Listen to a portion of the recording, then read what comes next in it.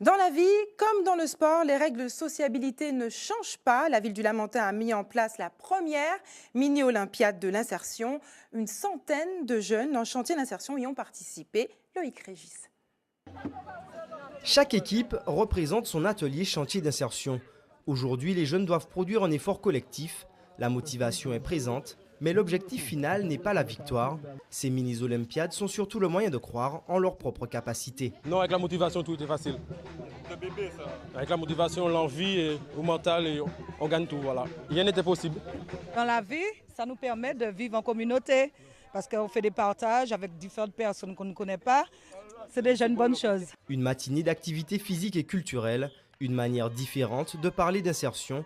Le sport est un vecteur de cohésion sociale. Sa pratique facilite les échanges et le dialogue, des repères qui échappent parfois à ces jeunes. L'intérêt est de leur transmettre une autre vision du développement personnel, ainsi que des règles communes. Ce sont des jeux qui sont basés sur des règles instituées.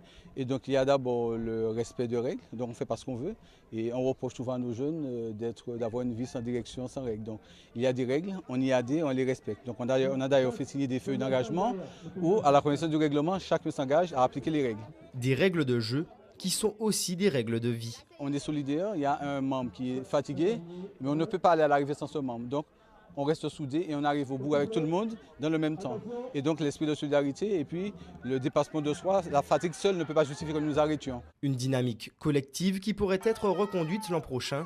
Les organisateurs souhaitent pérenniser ces rencontres. Cette première a attiré 128 salariés en parcours d'insertion.